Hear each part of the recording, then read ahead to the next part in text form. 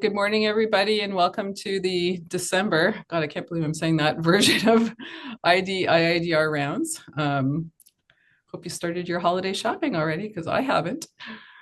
Anyways, I'm really excited about our speakers today. I'd like to introduce them to you. So our first speaker is Marissa Ledger, a resident in medical microbiology and the clinician investigator program at McMaster. She's also a postdoctoral fellow in the McMaster Ancient DNA Centre. Her clinical and research interests are in parasitology, and she is focused on developing methods to extract ancient parasite DNA from archaeological samples to improve our understanding of parasite diversity throughout human history. Today, she'll be speaking to us about both the historic and current epidemiology of human helminth infections. Our second speaker today is Hendrik Poinar, a professor of anthropology and biochemistry and biomedical sciences. He leads the McMaster Ancient DNA Centre and is a proud member of the IIDR. And today he'll be speaking to us about the tempo and mode of pathogen evolution using ancient isolates. So super excited for these talks, and I will hand it over to Marissa. By the way, if you have questions, please type them into the Q&A and we'll get to them at the end of the webinar. Okay, thanks for that introduction, Laurie, and thanks everyone for coming this morning. So today I'm going to talk to you about the epidemiology of human helminth infections in the past and present. And I've kind of chosen this picture as the background. This is a historical reconstruction of a Roman latrine. And I hope by the end of the talk, you'll understand why I have a love for these Roman latrines and how much we can learn from them today.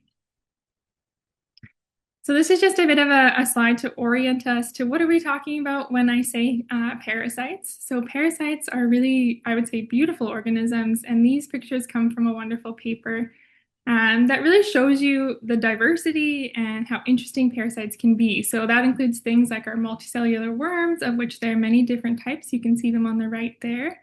And a lot of those worms, when they infect us, particularly the gastrointestinal worms, they release eggs in our feces, and that's often how we diagnose them. So on the left there, you can see pictures of a range of different helminth eggs. And really luckily for us, those helminth eggs are very robust and they preserve over hundreds of thousands of years even, and we can use them to track parasite infections through time. But helminths don't only infect the GI tract, they also infect tissues and blood, and so we also see them in pathology, and that's what you see in the middle there, that sometimes we see the larvae, we see the adult worms, or we see the eggs in different tissues as well. Today, we're really going to focus on gastrointestinal helminths, a little bit about tissue helminths, but obviously we can't cover all of these organisms. So I wanted to start off just talking about the present or the epidemiology of parasite infections today, and we're particularly going to talk about helminths, and then go into a little bit of my interest really, which is understanding these diseases in the past. So this, in terms of the global burden, this is a list of the World Health Organization's neglected tropical diseases. There's 20 of them, and as you can see in the green boxes, the majority of them are actually parasites, and particularly helminths make up a large portion of that list. And so you can see them listed there, but this isn't even like fully representative because a lot of these helminths that they included aren't actually single helminths themselves, they're groups of helminths, so foodborne trematodes, soil-transmitted helminths. That's one term they've used on the list that actually includes multiple different species of helminths that infect lots of people in the world. So they're very much overrepresented in this list of neglected tropical diseases.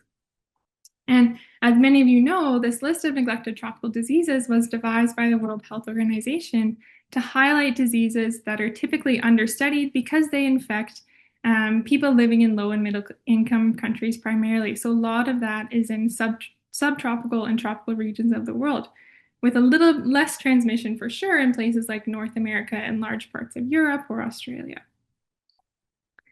But this is just data from Immigration Canada and figures from Stats Canada website. So we know that 23% of the Canadian population are actually immigrants and refugees. And so these people, or people who are coming to Canada, are really coming from regions of the world where we see a lot of these helminth infections, even if they're not transmitted within Canada as commonly.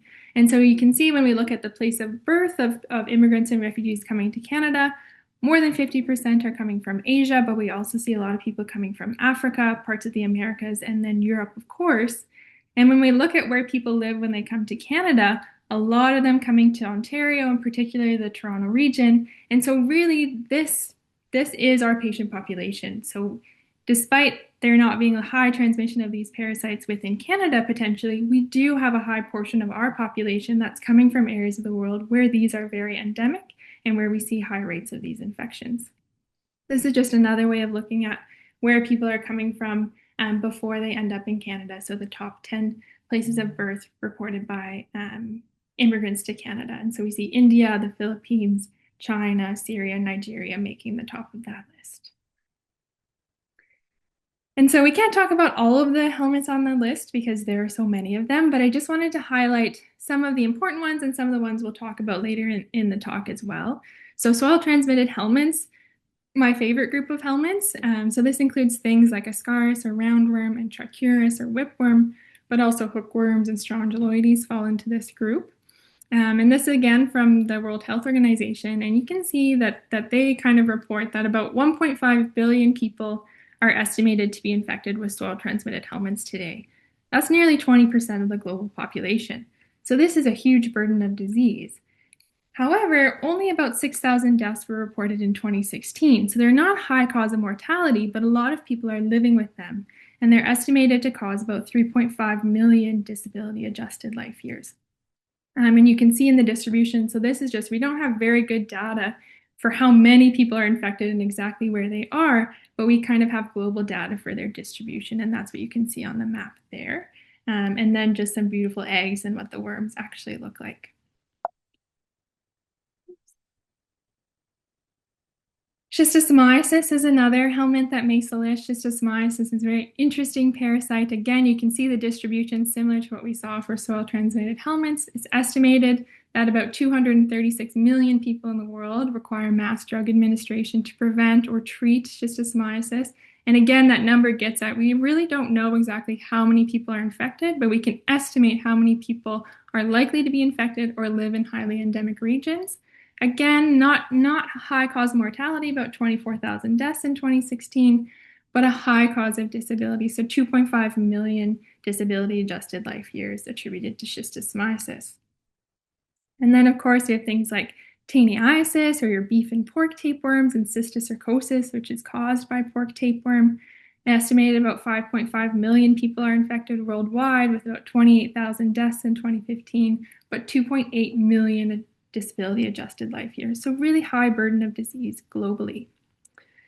But what do we know about helminth epidemiology in Canada specifically? So as I mentioned, a lot of transmission or a lot of infections we see are in our immigrant and refugee populations. And so we have some interesting data from refugee health clinics as they've gone back to actually look at and review their charts to see how many people coming through their clinic were diagnosed with helminth infections. And so this data comes from clinics in Calgary and Toronto primarily, and they're looking at just how many patients came through the clinic who had a stool ONP done and was that stool ONP or microscopy on stool positive. And so we get an overall prevalence of intestinal parasites in this population around 16 to 40%. And that's probably a little bit of an inflated value because some of these studies are including what we would classically think about as non-pathogenic protozoa. So things like Dientamoeba fragilis is included in there. It's hard to just pull those people out because there's a lot of co-infections within this group. But one of the studies that looked at pathogenic parasites only estimated that 6.6% of people in the clinic who sent off a stool ONP were infected. And when we just look at the helminth infection, so removing our protozoa, that number is 4.2%. But that's in all immigrants and refugees. And it changes a little bit if we look at the region people are coming from. So we see higher rates in people coming from Asia, 6.7%, or sub-Saharan Africa, 5.4%. And also when we look at by age group, we see higher rates in school-aged children, with fits with what we see in endemic regions today. But what are the most common helminths that we see in this population?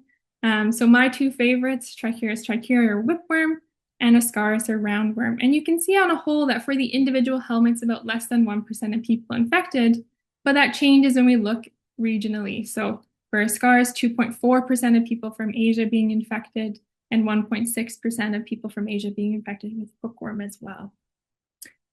So this gives us a little bit of an insight into helminth epidemiology in Canada, but we don't have a lot of great data because helminths are typically not reportable diseases. And so one exception to that is echinococcus. And we'll kind of go through why in recent years echinococcus has become a reportable disease in some areas of Canada. And specifically, I wanted to talk about how our advances in diagnostics and parasitology are allowing us to answer more and provide more information about epidemiology, but also kind of raising a lot of questions about what we might have assumed about the epidemiology or really didn't understand because we were limited by the microscopic methods. So alveolar echinococcus is a disease that typically doesn't need humans at all. Humans are an accidental host for this infection. It typically circulates within foxes, coyotes, raccoon dogs, or wolves, using rodents as intermediate hosts. But when humans are exposed to these animals who are infected, they can become the accidental intermediate host. And echinococcus is now a notifiable disease in 4 provinces and territories in Canada. So that's in Alberta, Ontario, Nunavut, and the Northwest Territories. And that's a recent development because of some recent history of echinococcus in Canada. So in 2009, we actually have the first case of a European type strain of Echinococcus multilocularis that was detected in a dog who had no travel history. And this was a dog in BC. And so that was actually a really unique event because we hadn't seen Echinococcus multilocularis in domestic dogs before in Canada. We had seen a bit in the Northwest Territories, that was known, but not in domestic animals, especially in BC.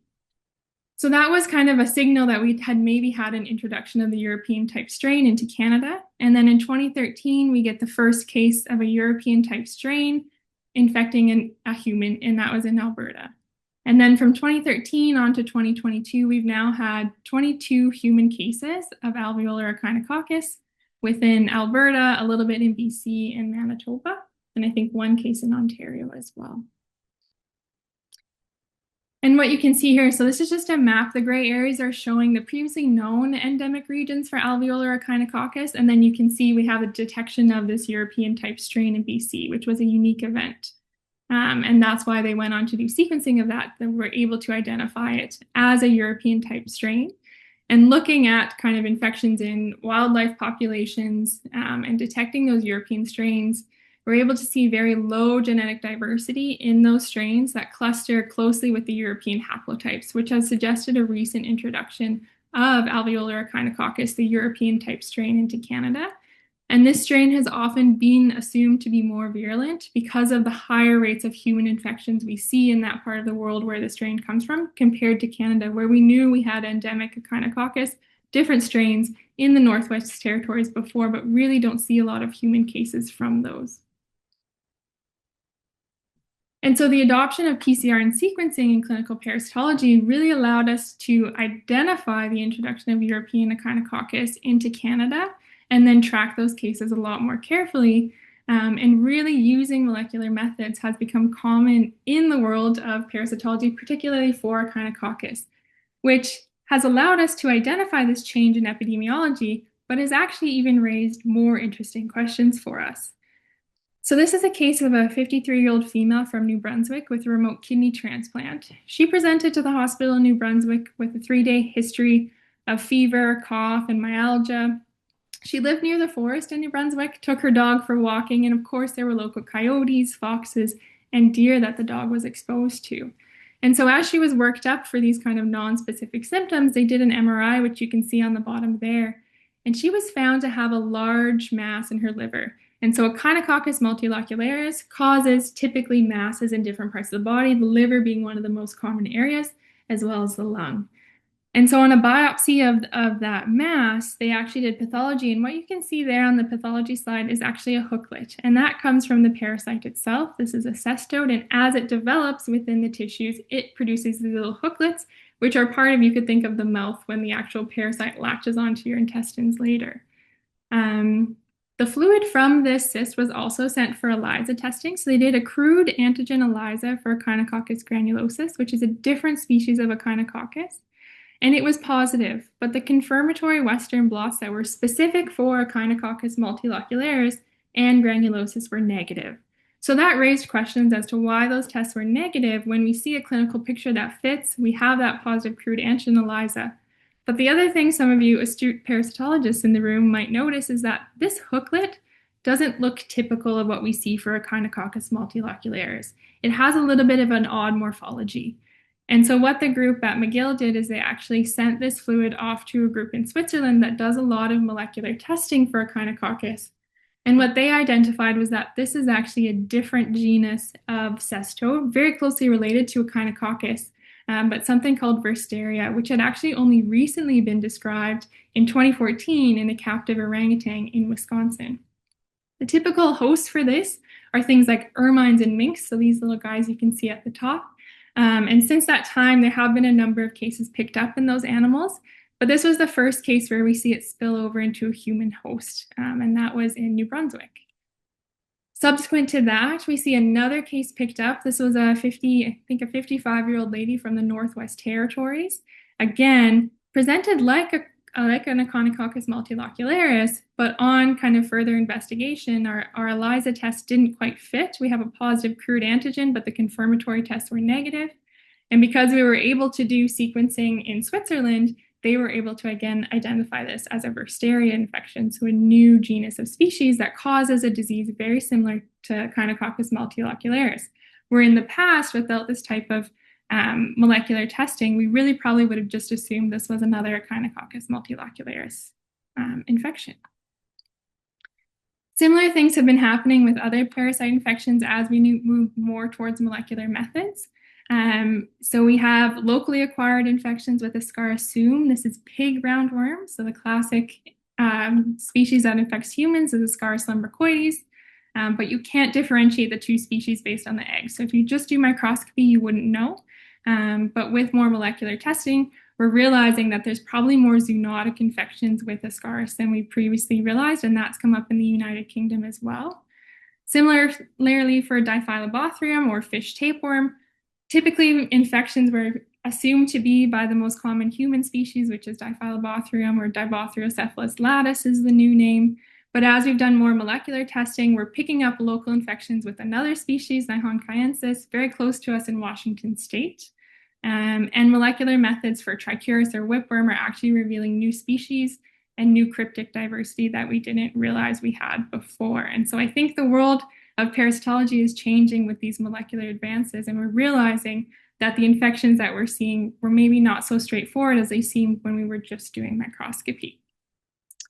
But some of this data really raises questions for us as to, are these new patterns? Are these new infections that are arising? Are humans getting infected with species they didn't get infected with before? Or is this just the first time we're picking up the signal that this was happening? And so that's where my work in archaeology and paleoparasitology comes in. So paleoparasitology is the study of human and animal parasites in past populations using archaeological materials. So we have thousands and thousands of years of data on helminth epidemiology that we can gain from looking into the past to help us answer the question of, are these epidemiological changes that we're seeing today as we advance our methods, are they a new thing we're seeing today, or were they actually maybe present a lot longer than we realized before?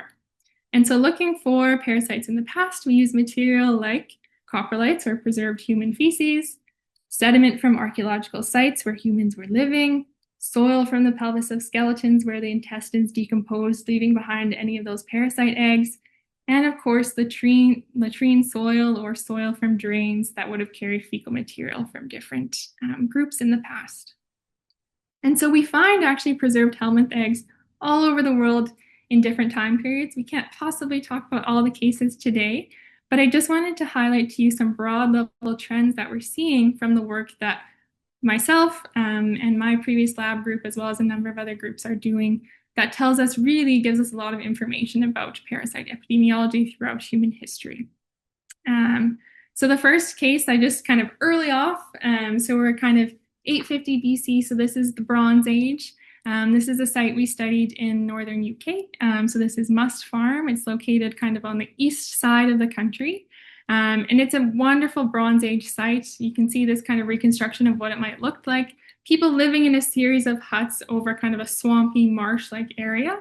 And so this This site is really exceptional. It's been referred to as Britain's Pompeii because of how well preserved it is. And so what happened is shortly after that settlement was built, a large fire broke out and all of those timber structures burned to the ground and fell into kind of the swampy, marshy water below, which allowed for exceptional preservation. So for a Bronze Age site, so 850 BCE, we have exceptional material coming out of this site, a lot of wood.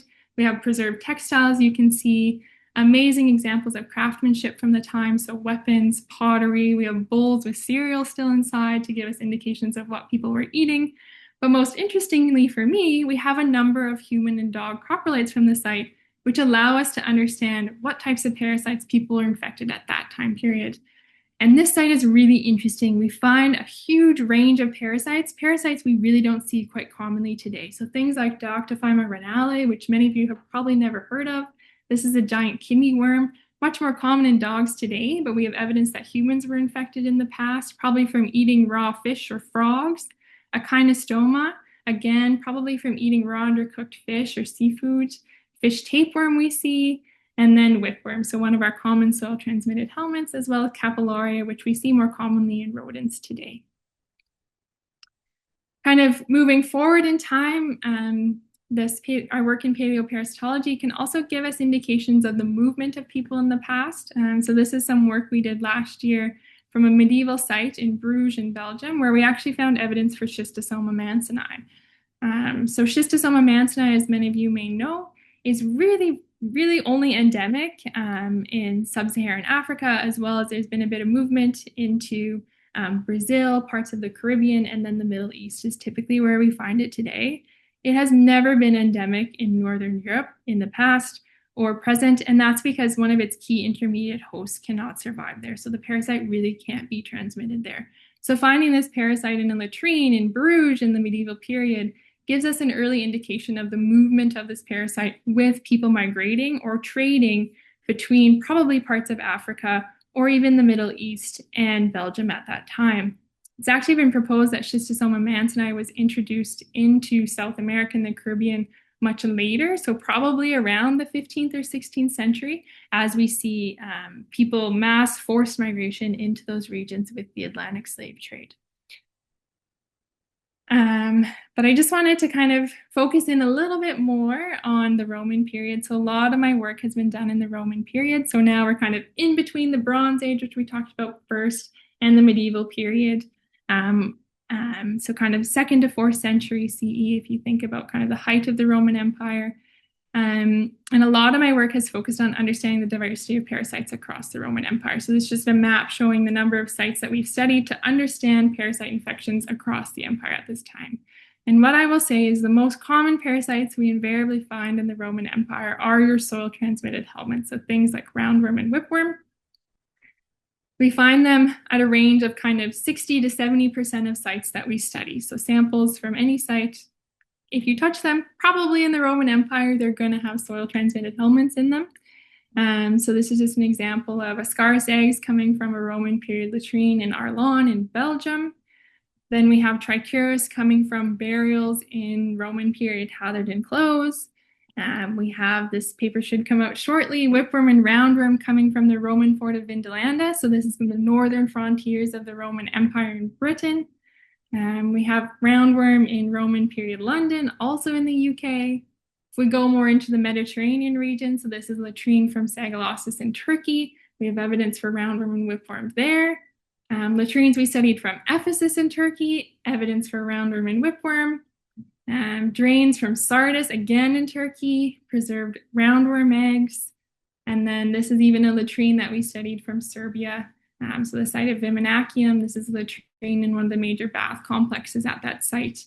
And in human coprolites from the latrine, again, we find roundworm and whipworm. So I think you get the point that roundworm and whipworm were very predominant within the Roman Empire. We don't see them so much in Europe today, but as recent as the Roman Empire, they were very, very common.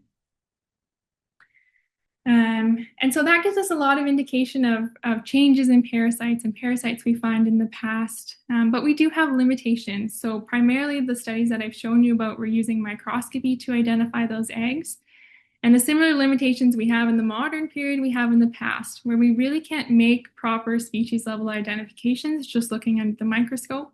We have difficulty identifying poorly preserved eggs. And we know that there's some species of helminths that don't preserve very well where we may not see the eggs.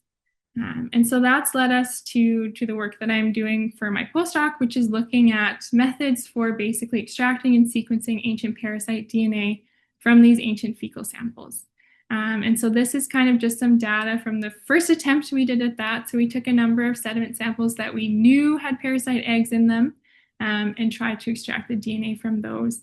And the table on the right is just showing where when we compare the number of eggs per gram of sediment that we see of ascaris in those ancient samples and our recovery of ancient DNA, excitingly, we are able to get ascaris DNA of those samples, and there does seem to be some correlation with how many eggs are present in the sample. So for our first attempt, we're very excited to get that DNA out of the sediments, and that'll allow us to kind of address more questions as we go forward.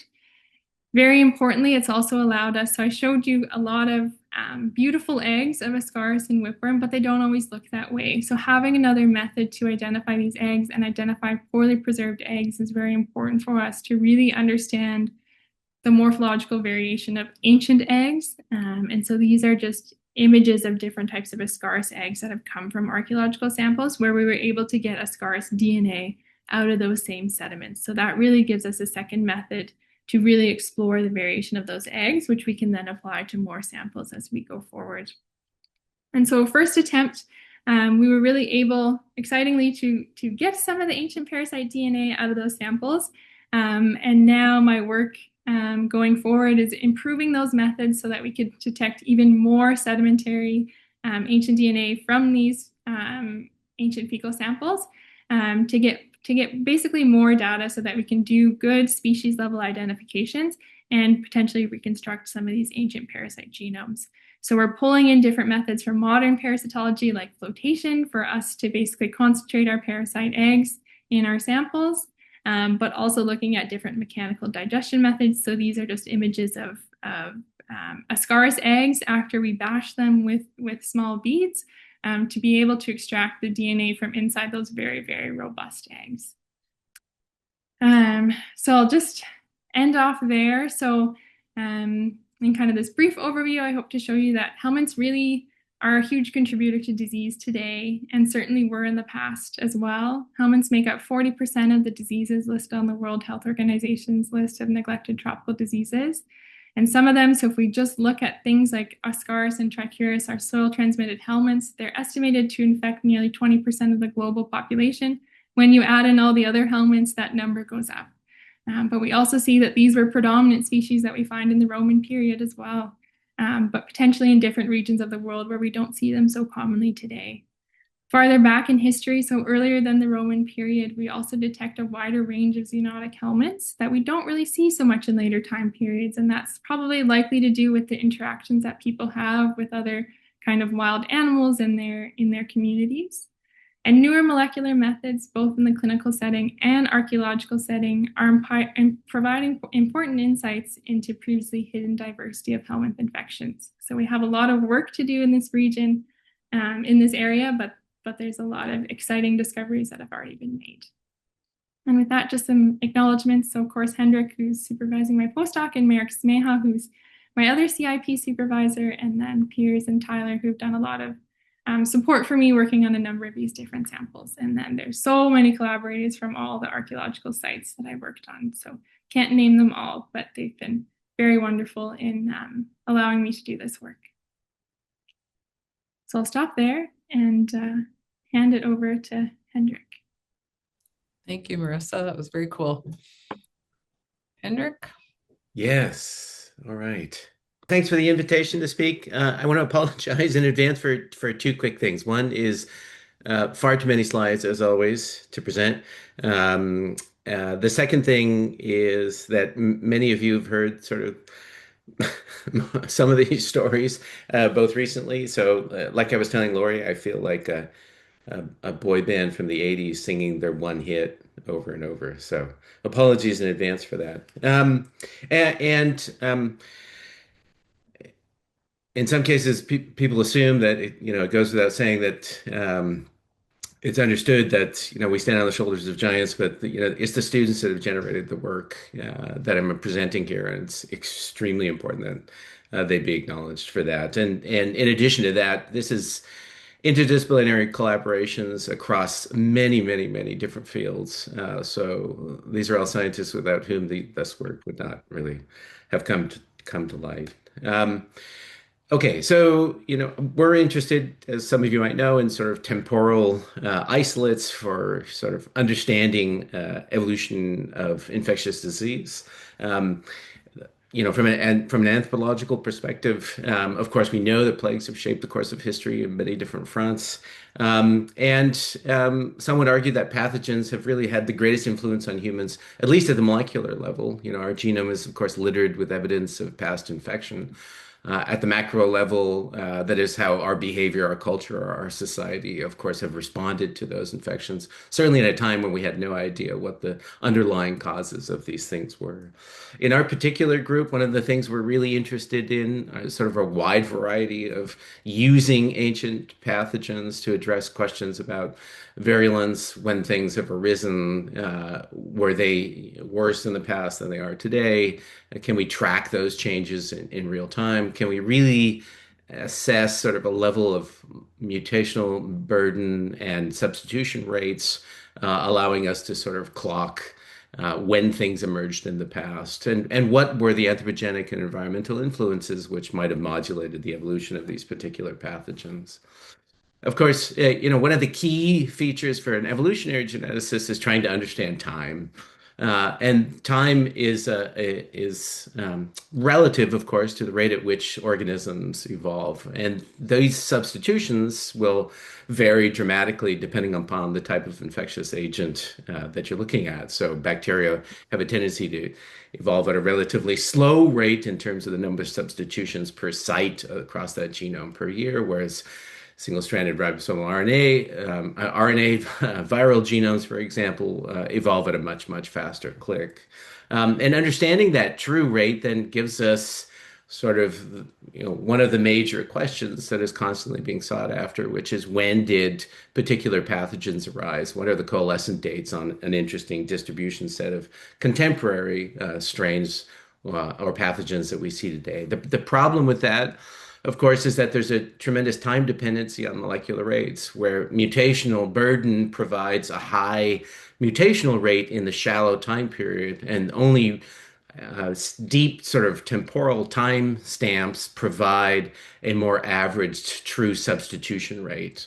And so, one of the benefits, of course, of going back into time is to really assess those evolutionary timestamps, and that gives us a way to calibrate those rates. Of course, there's many other things we could do with extinct strains. In this particular sort of cartoon phylogeny, the different nodes and colors represent ancient strains that are isolated through fossil remains. And what we're interested in are, for example, when novel strains arose, so the basis of these trees and novel sort of genes that arise. We're interested in the emergence of those particular pathogens and then the gain or loss of specific gene functions on key lineages. We're interested, of course, in the common ancestor of modern samples.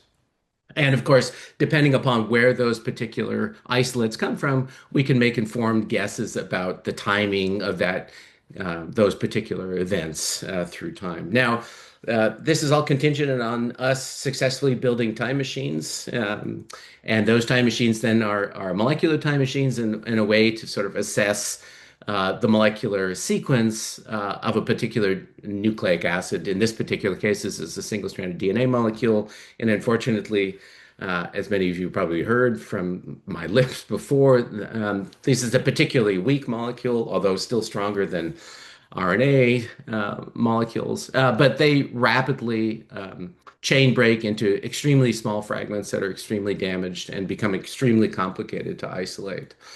And so if you take a healthy individual with an intact sort of microbiome and you think about how does molecular degradation and preservation take place over time, really contingent on the context and the environment, we lose that organic signature from those remains, and that leads to sort of a leaching of organic molecules, both through degradation out into the environment and probably more complicated for the students working in this realm. There's a leaching inward of organic environmental contaminants, which then become the bulk of most of the molecular signatures that we see.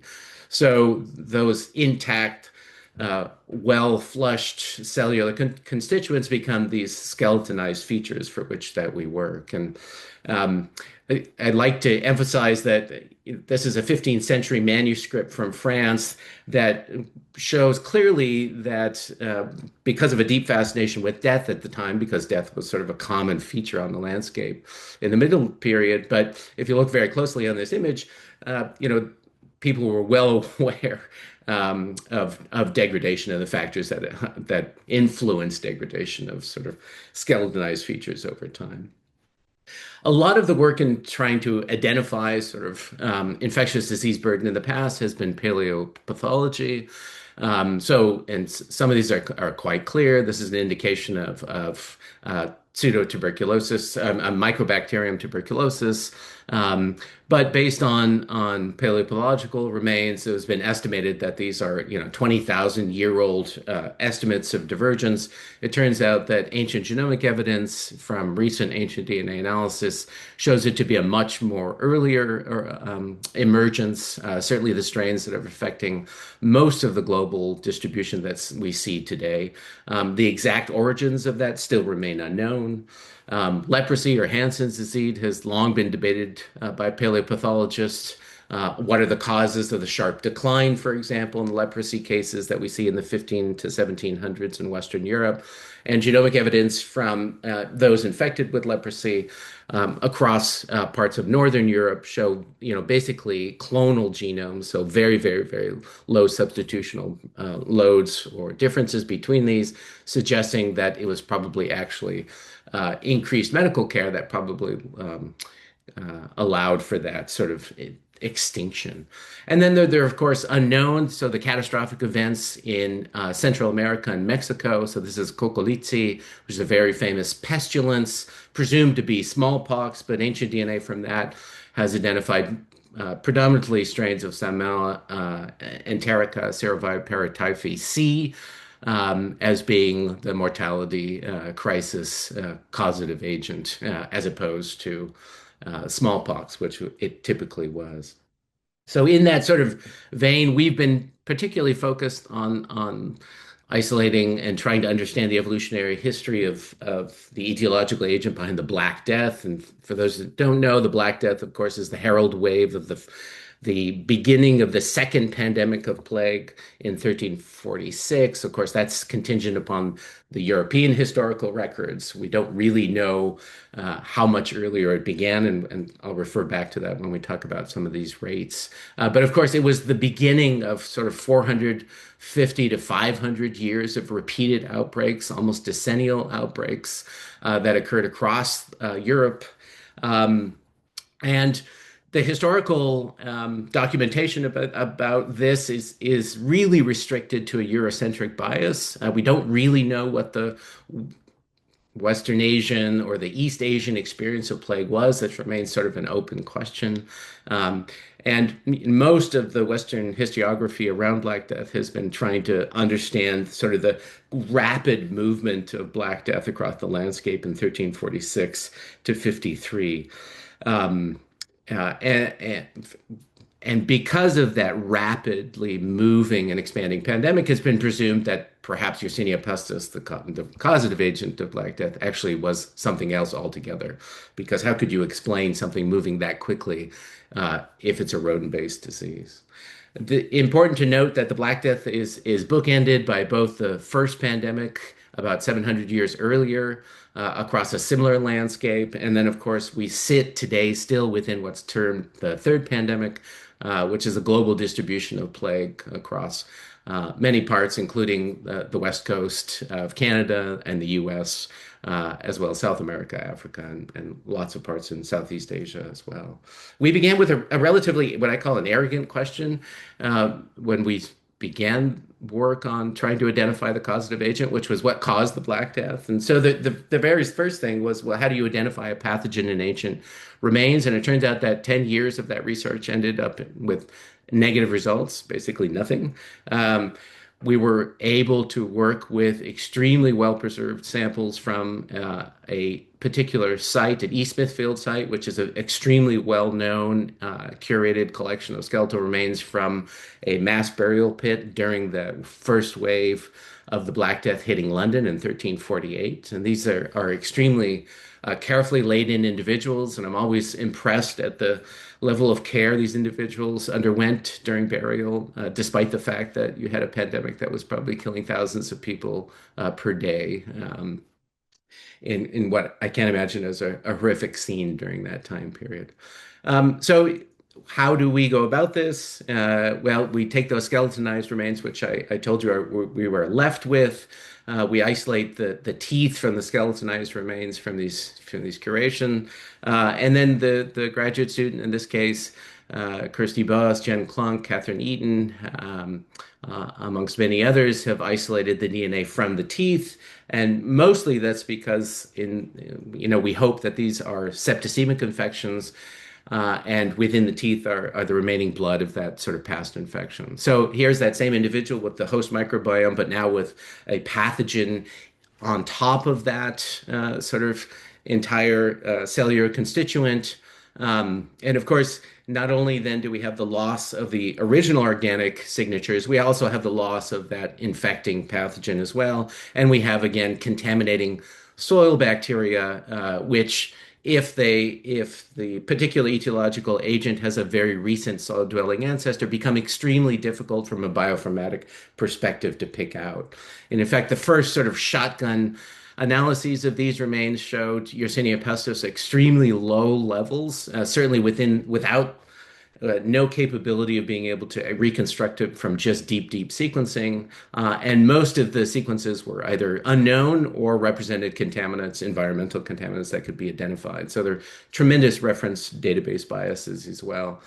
And most of you know that, one of the things that our group does is we try to find needles in haystacks, or needles in Rogers Stadium, as I sometimes refer to it as. And we do that by creating what's called targeted enrichment. So we take the current genomic diversity that exists within contemporary strains of related organisms, and we spot those either onto glass slides or onto biotinylated RNA baits that represent the diversity of the contemporary strains.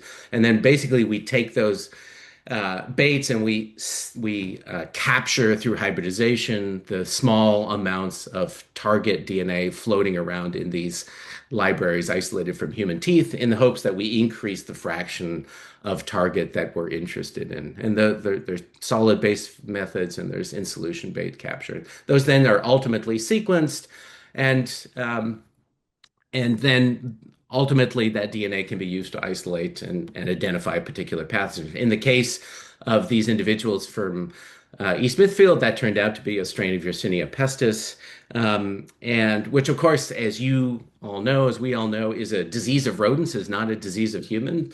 But the historiography and the way Black Death has always been taught, it's always been referred to as a human agency-based disease. But in reality, this is a sylvatic rodent flea cycle where natural rodents are the actual purveyors of Yersinia pestis, and on occasion and under particular contexts, those events lead to spillovers into human populations, which can then lead to bubonic, pneumotic, and septicemic forms of the disease. But of course, most of that historiography is written or isolated from archival records, such as Boccaccio's Florentine record in 1348, where really the identification is something that came from the East based on these very unusual symptoms, right? Europe had not seen anything similar since Justinianic, and so most of that memory had been lost. So this was, again, a new disease. Now, the benefit of having an ancient sequence is you can place it within the context of contemporary strains. So here is a slide showing the distribution of the modern strains that have been sequenced with this, and you can see at the very bottom of this slide as an indication of what the current number of ancient second pandemic, first pandemic, and interestingly, something called the LNBA. This is the late Neolithic Bronze Age plague, which has been identified and completely unknown to people prior to ancient DNA analysis of skeletal remains. So you can take the ancient strains and place them into an interesting phylogenetic context. And so this is what those sort of populations of plague look like on a phylogenetic distribution. There are many different terminologies that have been used over the years, been based on branch numbers, based on biovars, so basically biochemical differences amongst the different strains. They've been based on the time period, whether or not they're contemporary, first, second, or third pandemic. We prefer, from a molecular and evolutionary genetic standpoint, to refer to them as 12 populations based on the clade structure of these particular trees. And so I'm going to just mention some of the insights that have come from isolating this. And again, this is just to reiterate that not only do we have genomes of the Black Death, now many that come right from this very early pandemic, but we have genomes now distributed across the entire range. And so that allows us to really make sort of informed analyses of rates of substitution, of movement across the landscape basically at the time, and generate some interesting hypotheses on why it disappeared from Europe. And this is just to remind the many different groups now isolating these genomes. Some Johannes Kaz's group at the MPI, Marcel Keller, Maria Spirou have published some beautiful papers on many different second pandemic strains and first pandemic strains as well.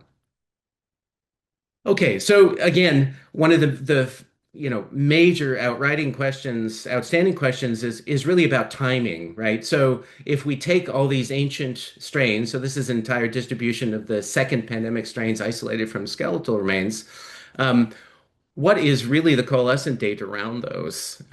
When did plague emerge? And when did the second pandemic emerge? And it turns out that for Yersinia pestis, it's extremely complicated because the rates of variation across the entire tree vary dramatically. In fact, if you take those 12 populations and you just do a root tip regression on basically the sampling age versus the number of substitutions, you see that there are very few that have what are basically negative linear regressions. And so basically what this says is that without proper temporal timestamps, there's really no easy way to calibrate these clocks. And so if you sort of modulate this into what look like actual Bayesian rate estimations, you can see that each of these populations that span across the tree, those rates of substitution per year vary dramatically. And that's because of many different things. So there's a subset of that data that basically has no temporal signal whatsoever. So it's the rate is evolving too quickly, or there's just a very recent coalescent. There's insufficient internal calibrations. We have no way to timestamp anything, so we can't really provide a proper clock. And then there's a few, not surprisingly, predominantly the ancient ones for which we have ancient genomic sequences that allow us to really get a rate, which then allows us to really say something informative. Okay, so given time, I'm going to try to move through a couple of interesting points. One of the most interesting thing has really been, without people knowing about it, but through deep sort of human genomic sequencing across a vast array of human remains, a completely novel plague lineage has shown up. Okay, so no historical records of the Bronze Age plague, but that is a completely separate lineage on the tree that sits basal to the contemporary first, second, and contemporary plague strains that we see today. It's really, really interesting. What makes it particularly interesting, and given the title of this talk on tempo and mode of evolution, we know that the flea-borne transmission, of course, is what we think of when we think of plague-based contemporary plague, right? This is a rodent flea model. We know that the Bronze Age plague did not have a sylvatic cycle in that sense, right? So um, this allows us really, ancient strains then allow us a way to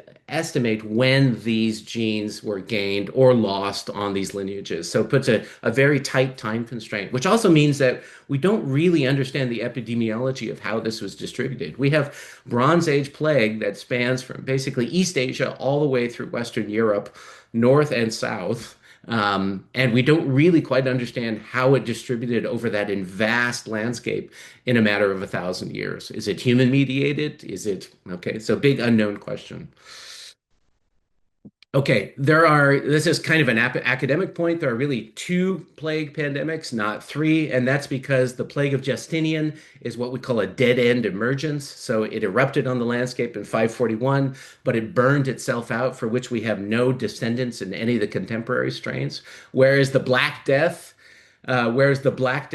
sits at the node of all contemporary distribution of plague today. So to me, one of the most fascinating aspects of the sequences from the Black Death skeletal remains of those victims that died of the Black Death is that emergence in 1346 basically represents the ancestors of all the contemporary plague strains that sit across the globe today. So plague in squirrels in BC today, they have their ancestors in the Black Death. So that emergence has led to an incredible diversification and spread. Okay. As already mentioned, there is huge variability in the rates.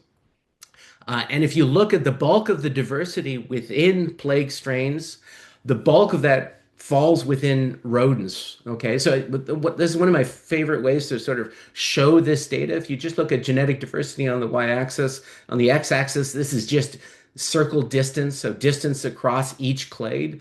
And I think really the most important thing, if you look at the third pandemic of plague, so the one that's currently ongoing, that is basically the smallest amount of diversity, yet the greatest spread across the globe. So this is clearly a human-mediated transmission, whereas the bulk of the genetic diversity, not surprisingly, sits in rodent strains. Okay, so again, it shows where the origins came from, right? These are rodent-based strains, but that obviously part of the reason that we misconstrue those origin stories about where plague came from is because humans are obviously able to move this disease around very, very rapidly across the globe. Okay, the second important thing is there's been a lot of work postulated on, well, we had 450 years of the Black Death pandemic across Europe, and it was every 10 years, where did it come from?